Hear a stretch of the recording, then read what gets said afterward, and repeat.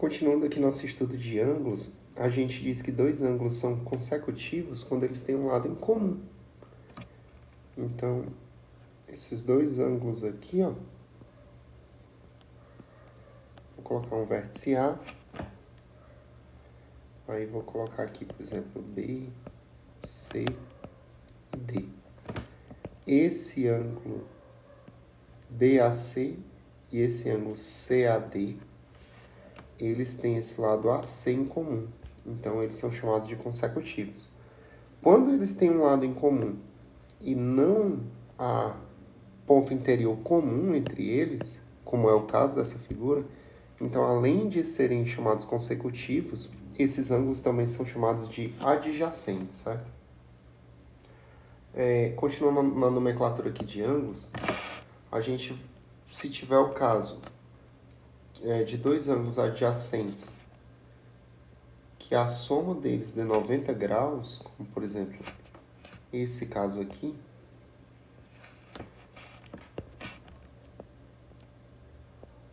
então, esse ângulo, por exemplo, alfa e esse ângulo beta aqui, poderia ser, por exemplo, 67 e 23 graus, eles são chamados de ângulos complementares, porque a soma deles dá igual a 180, ou dá igual a 90, desculpa. Então, se eu tenho dois ângulos que a soma deles dá igual a 90 graus, esses ângulos são chamados de ângulos complementares.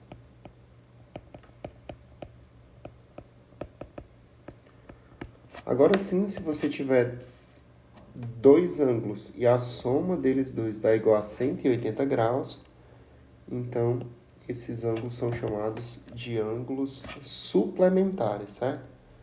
Você pode ter aqui um alfa e um beta,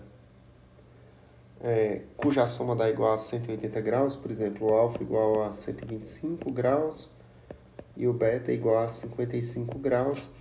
Nesse caso, alfa mais beta dá igual a 180 graus e eles são chamados de ângulos suplementares. Para fechar aqui, você ainda teria o caso da soma dos dois ângulos poder ser igual a 360 graus. Imagina que você tem esses dois ângulos aqui, ó, alfa e beta. Por exemplo, suponha aí que o alfa é igual a 115 e o beta é igual a 245. Nesse caso, alfa mais beta dá igual a 360 graus e esses alfa e beta aí são chamados de ângulos replementares.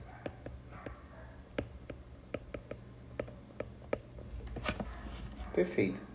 Agora, um estudo bem conhecido aqui de ângulos é o caso de ângulos formados por uma transversal a duas retas paralelas.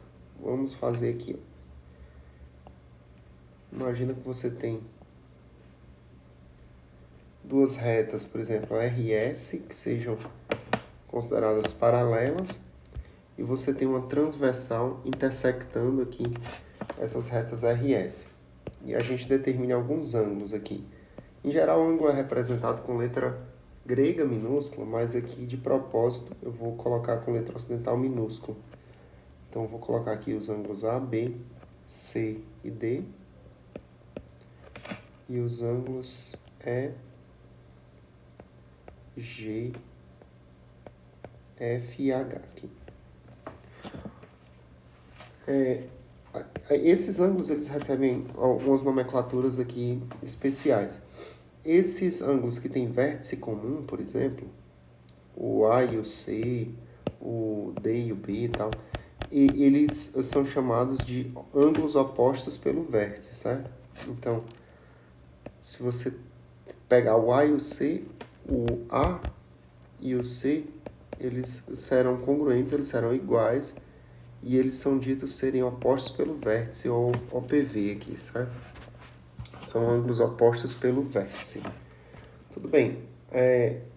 Os ângulos, agora, A e E, aqui, eles, se você perceber, eles ocupam a mesma posição relativa em relação ao vértice.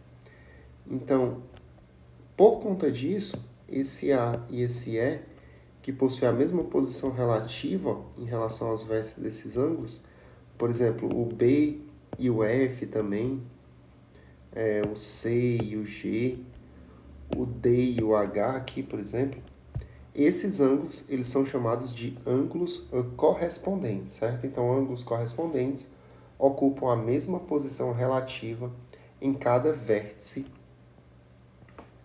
que é determinado pela interseção dessa transversal com as paralelas, certo?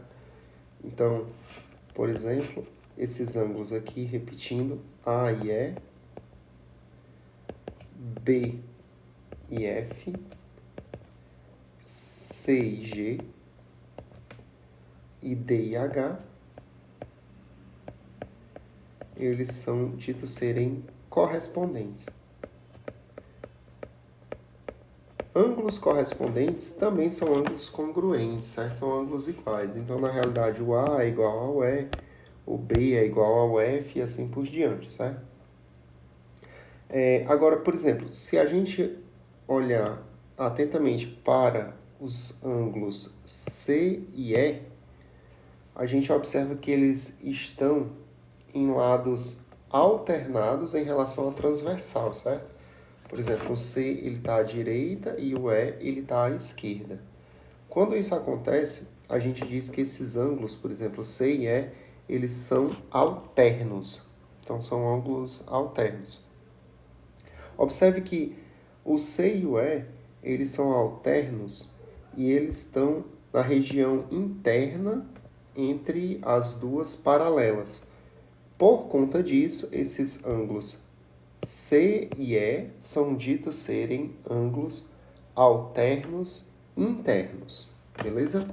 Ângulos alternos internos são congruentes, certo? Então, além do C e do E, observe que o D e o F também são ângulos alternos internos. Então, por conseguinte, né, eles são ângulos congruentes. Então, a gente tem que o C e o D e o F são ângulos alternos internos.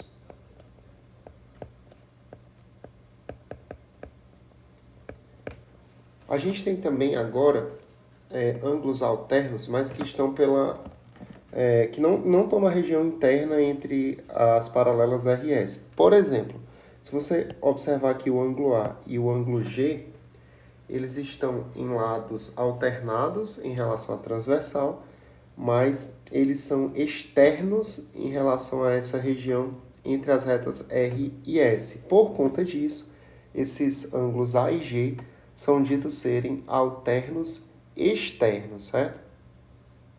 Esses ângulos alternos externos, eles também são ângulos congruentes, certo?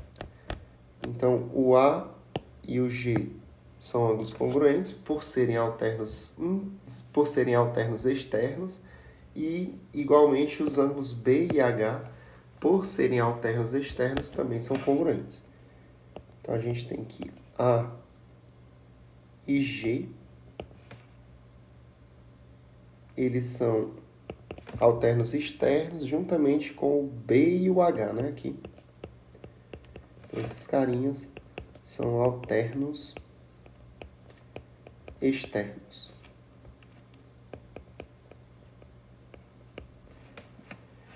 Perfeito.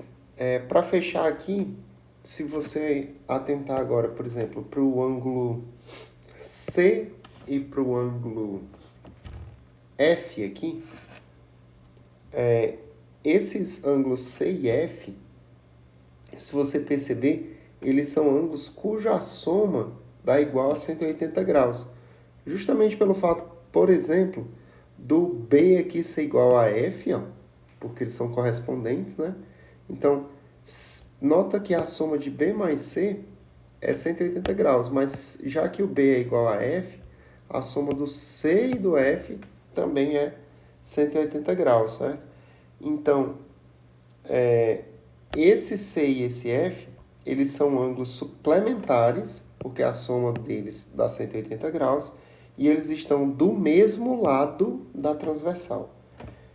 Então, esses ângulos suplementares que estão do mesmo lado da transversal, eles são chamados de ângulos colaterais, beleza?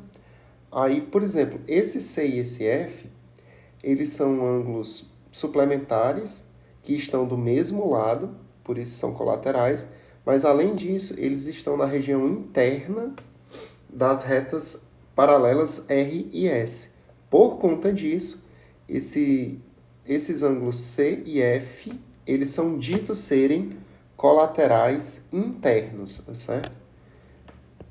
Então, os colaterais internos podem ser o C e o F, e além disso, o D e o E, que também são suplementares, estão do mesmo lado da transversal e estão na região interna das retas paralelas R e S. Então, o C e o F e o D e o E, eles são ditos serem colaterais internos.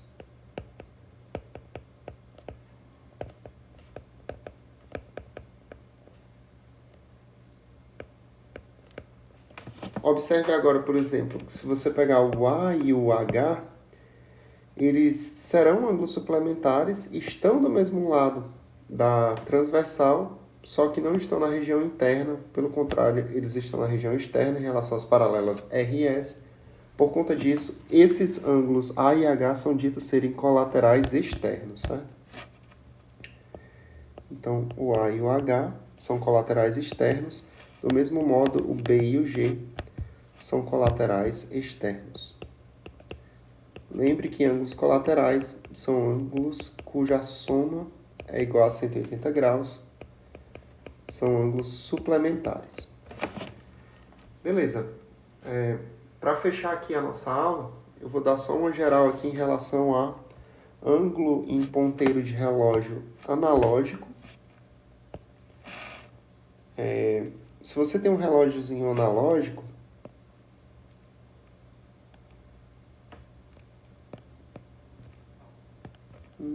dois, três, mais ou menos assim, né? Repare que uma volta inteira, obviamente, vai ser 360 graus, né? Se você dividir esses 360 graus aí pelas 12, pelos 12 números, né, que você tem, isso é, se você pegar aqui os 360 graus e dividir pelos 12 números que você tem no seu relógio analógico,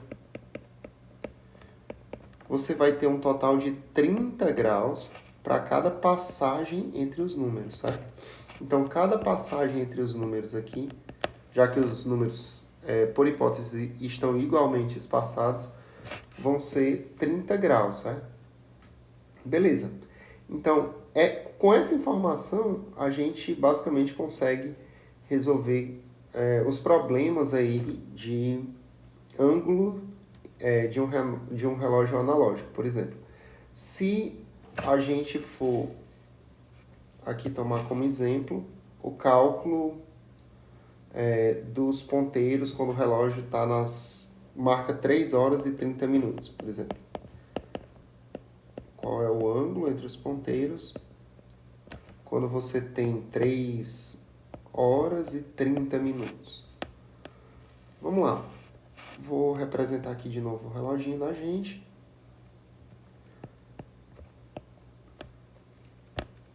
Vou fazer aqui mais bonitinho. Vou colocar 1, 2, 3, 4, 5, 6, 7, 8, 9, 10 e 11. Perfeito. Olha, acontece o seguinte. 3h30, o ponteiro dos minutos, sem sombra de dúvida, ele está aqui em cima do 6, né? Só que o ponteiro das horas, ele não vai estar apontado diretamente para o 3, né? Por conta desses 30 minutos, ele passou um pouquinho ele vai estar aqui entre o 3 e o 4, mais ou menos. Então, o nosso trabalho aqui é tentar descobrir que ângulo é esse aqui, ó. Esse aqui é o ângulo que a gente vai tentar descobrir. Agora, observe o seguinte. Note que esse ângulo daqui até aqui, ele é um ângulo reto. Ele é um ângulo de 90 graus. Então, esse ângulo que a gente está querendo descobrir, eu vou chamar, por exemplo, esse ângulo aqui de x, ele vai ser igual a 90 graus menos esse ângulozinho aqui, ó. Que eu vou chamá-lo, por exemplo, de alfa. Então, o nosso ângulo x, na realidade, ele vai ser igual a 90 menos alfa. Tudo bem. Então, a gente tem o seguinte, olha. Para esse ponteiro aqui, esse ponteiro aqui supostamente é para ser o das horas, certo? Deixa eu fazer ele um pouquinho menor aqui para não restar dúvida. Para esse ponteiro das horas aqui, percorrer essa quantidade aqui que ele fez, né? Ele percorreu, quando o ponteiro dos minutos percorreu 30 minutos. Se porventura o ponteiro dos minutos tivesse percorrido 1 hora, como a gente já viu, o ângulo que ele percorreria aqui, o das horas, né, seria um ângulo de 30 graus. Se você tivesse 1 hora, o ponteiro das horas percorreria 30 graus. Mas acontece que ao invés de ter passado 1 hora, só passou meia hora. Se só passou meia hora é porque ao invés de 30 graus ele só percorreu a metade de 30 graus, né? Então, na realidade, ele só percorreu a metade de 30 graus. Então, esse alfazinho, que é a quantidade que ele percorreu, vai ser a metade de 30, que vai ser igual a 15 graus. Então, por conta disso, o x aqui, nesse contexto, vai ser igual a 75 graus, certo? Então, com esse raciocínio, você consegue expressar aí as quantias percorridas, ou o ângulo entre ponteiros, ou o ângulo percorrido por um ponteiro, depende aí depende da questão, né, de como é que a questão vai abordar. Mas o ponto-chave aqui é perceber que o ângulo entre dois números aqui, que é justamente quando passa 1 hora, é igual a 30 graus, beleza? Até a próxima, valeu, pessoal!